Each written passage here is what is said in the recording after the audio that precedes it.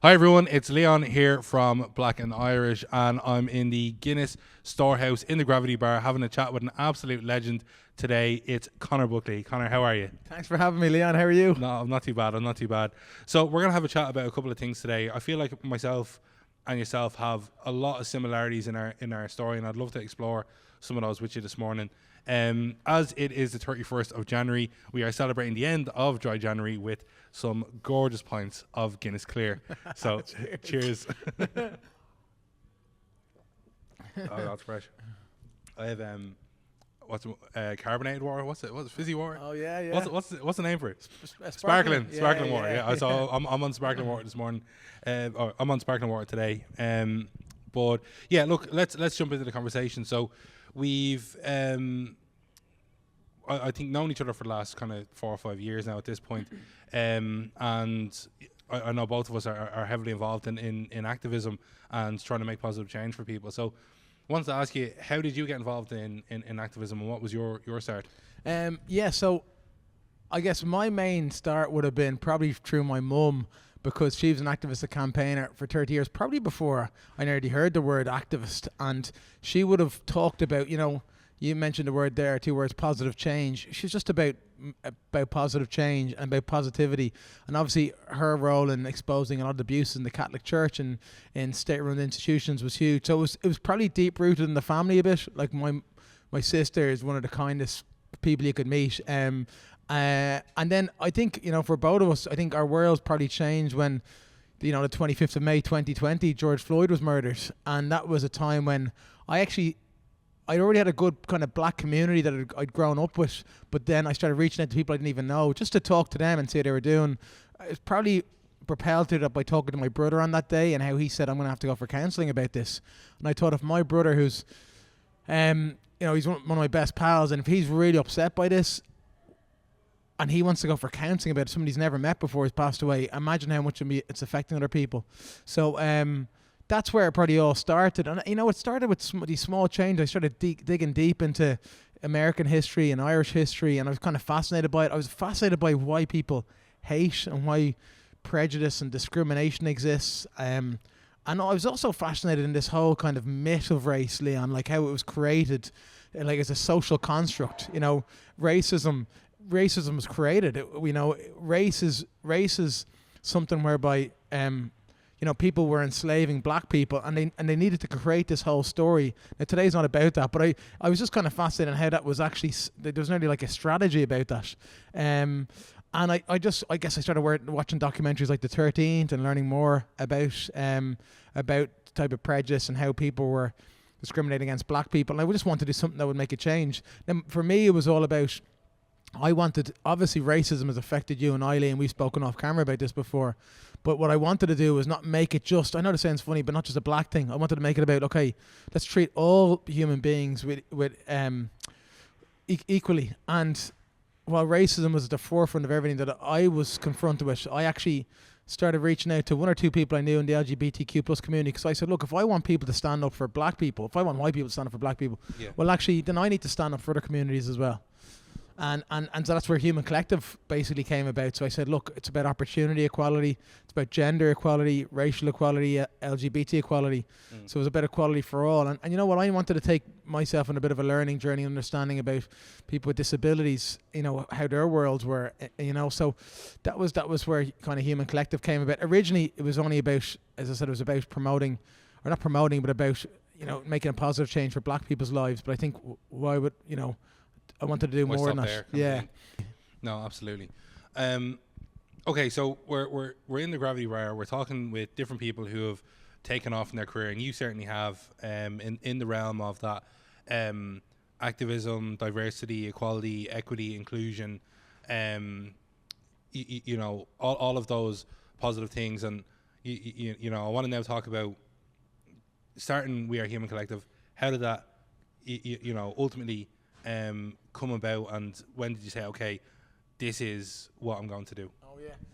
So it probably came from a place of, well, one thing was empathy. So empathy isn't pitting people, it's putting yourself in another person's shoes. And I think my mum would have hammered that into me growing up. Like if I had said something, like my mum might have had people who didn't have houses or were homeless in the house, or people who had no parents in the house. And I remember at one stage, it might have been Christmas, the house was really busy. I was like, why is there so many people here?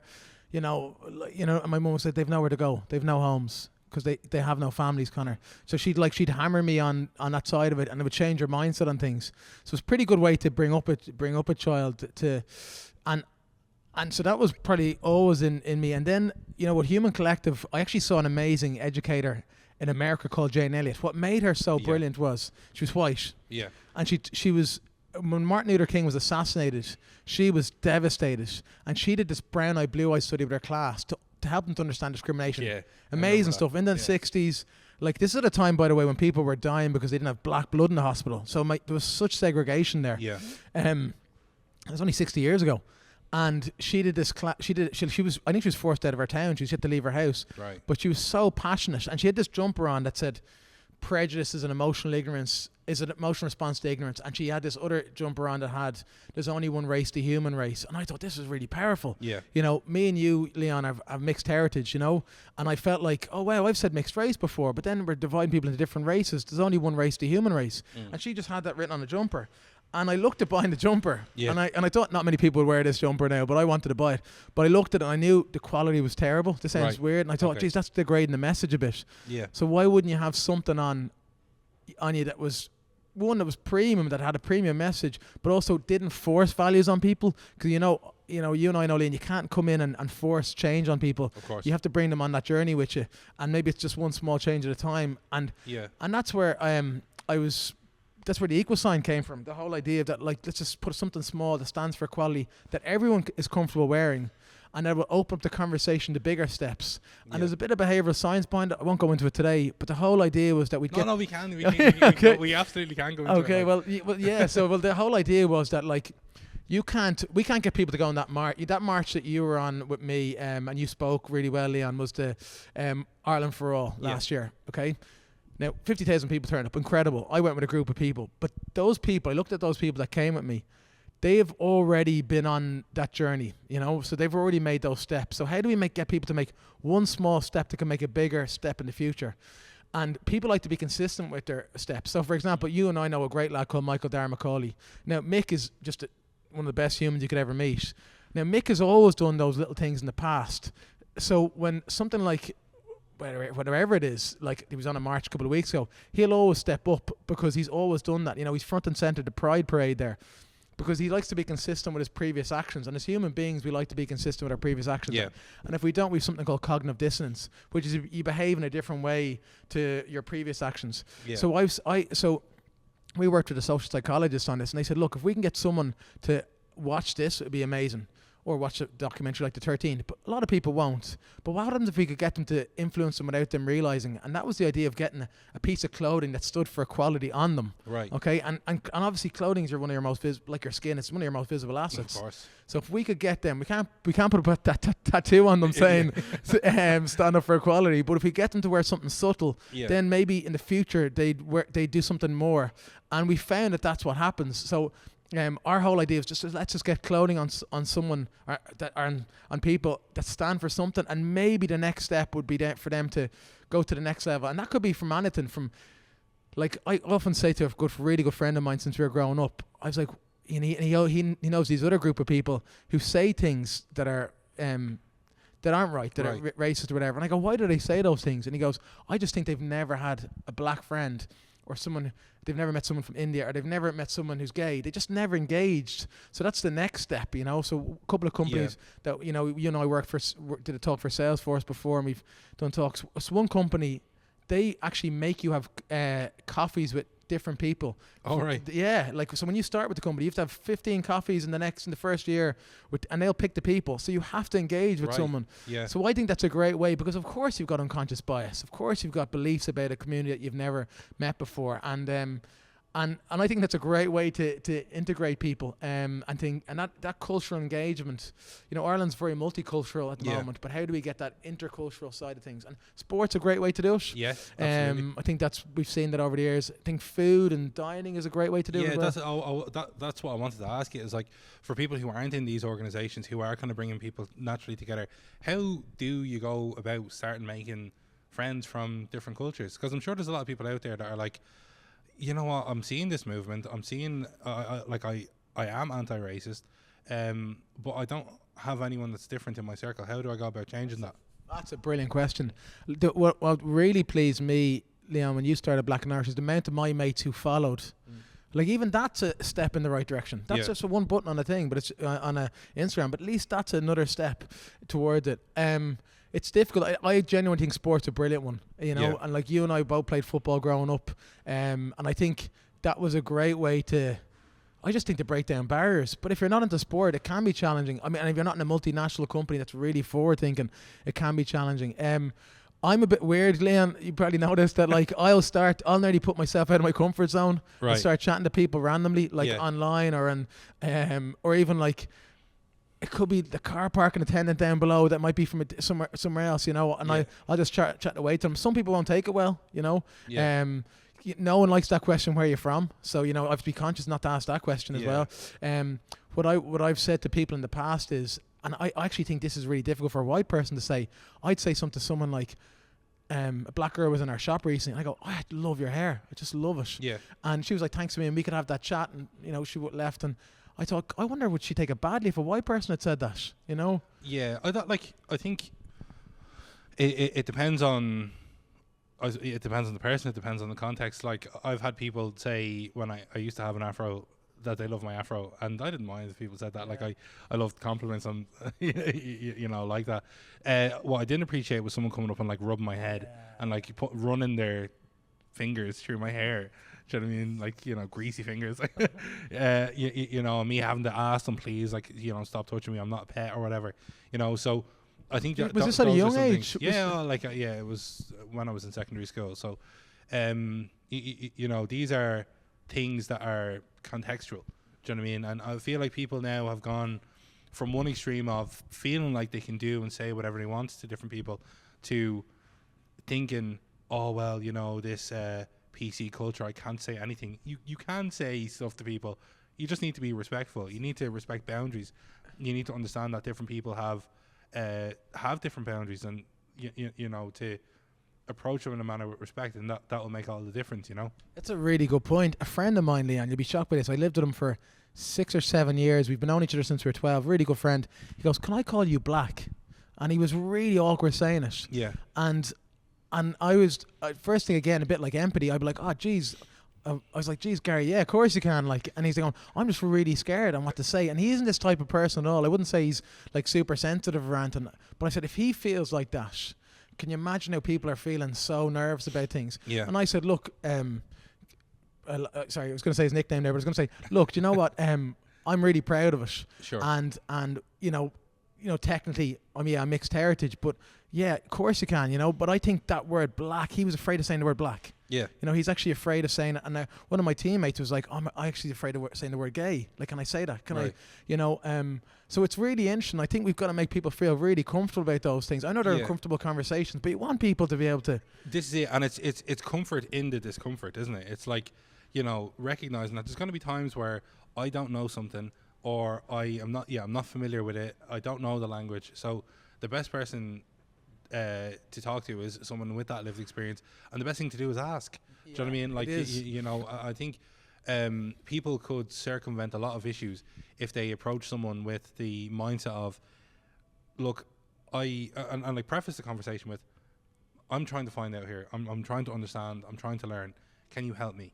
Do you know what I mean? I love that. Yeah, I love that. Because when you go to someone looking for advice, people are always willing to give advice and stuff like that. You know. So and then I learned as well from someone I spoke to recently. They said, "Do you mind if I ask you a question?" Yeah. I'm looking to learn, and giving them the option. And most people say yeah, and then you can say, "Yeah, look, this is I'm really scared about saying the wrong term. Terminology is evolving. Is it okay to say this?" And he said, we're like always delighted to chat about that. I think the hair, you know, anytime I've spoken to black people, the hair thing is a real issue, you know. And there's that great book by Emma Darby about Don't Touch My Hair. Yep. And I think that's something that is important for people to know. I think the terminology thing is really important, because I think you don't want to be in a culture where people are just so scared, and actually they'll stop talking to people because they're like, oh no, I might say the wrong thing here. Yeah, you know? Stop engaging. That's the biggest thing that we need to worry about, and that's why people try and perpetuate a culture of, oh, you can't say anything, you can't talk to people these days. Yes, you can talk to anyone you want to, but just make sure that you're doing it in a respectful manner and that you're respecting their boundaries. I think, as I mentioned earlier, the two of us kind of kicked off our journeys around the same time of trying to make positive change for others, and I wanted to see what your thoughts are on how the last few years have kind of gone, in terms of that kind of positive change. Is it happening? Are you seeing it? What's your thoughts on that? Yeah, I definitely think there's been huge positive change, and I think people are more open-minded. I think there was a lot of stereotyping. I think Ireland looked at America, and I nearly think we perceived black people when we saw them in Ireland as nearly like black people in America. Right. It's this type of mentality, again, without ever having a conversation. And unfortunately, we got a lot of our media was consumed by America, so that was there's a lot of biases there. I think in general, it's in a much better place. I think lots more, if I'm honest with you, I think lots more companies are having, celebrating Black History Month, which I think is a great thing. So it kind of creates awareness. And I think, what I was really happy about, Leon, when you and I did that talk in Salesforce, that I think 70% of the room are white, and that's what I like to see as well. When you see white people coming to the table, that's really important. I definitely think things like the riots, and like, I don't know about you, how comfortable you felt on that. Our clothing was in Arnott's at the time, and I thought I was meant to be in that weekend, and I was like, this is the first time ever I actually don't feel like comfortable going into town, and that was unusual. I'd never felt like that before, and I didn't go in. I just was like, we didn't know what was going to kick off. Now, a lot of people wouldn't have been comfortable going in no matter what the colour of their skin was. That was an unusual feeling, to feel like Dublin to be like that. Like, I never thought in my lifetime Dublin would be like that. Now look, there's a lot that went with that. It wasn't just the immigration side of things, but I do think people are, when you see the places going on fire, that anti-immigration side of things. I think that's what you're really is real careful to tipping point there at our end, where we don't want it to go like other places. It's not like start, and it's important that we just bring people together and have conversation, have discourse, and I'm just like, let's have the conversation. I think there's a middle ground of people out there who just don't know what's going on, and need to be kind of communicating with. So there's a couple more things I'll pop on the chat to you about. You probably are even affected now on a journey of the last couple of years. We've collaborated with some huge partners. So I'd love for you to chat about them and us, like talk about how you went about going with getting those partners. Yeah, it's really important, because anyone who's out there, your network is your net worth in some ways. And I've always been, even growing up, I've always been pretty ready to approach people, and very open to people approaching me as well, because I think that's something whether it's LinkedIn or Instagram, I'm always trying to be courteous to people who came back. And two things we pretty going first. One was, over the years, my previous life and previous hospitality, I would have staffed to people pretty well. Right. And I think that comes back reciprocal in different ways. I think it's the magic reciprocity. Yeah. That idea that people, if you looked after in whatever way, you might even remember something you've done. People have been really thankful about that. So I think we've got lots of love back from that. And I think genuine people, 99% of people believe in our mission. Yeah. Spirit of extra equality. So I met someone on one lady, and this actually probably meant the work. This meant so much to me. So this lady's small in stature. And again, I'd asked her, how do you like to be referred to? Because there's a lot of negative words that have been described to this lady. Yeah. And her name's Kate. And Kate told me that, so Kate, I don't know her exact height now, but she's probably around 4 foot, I could be wrong, okay?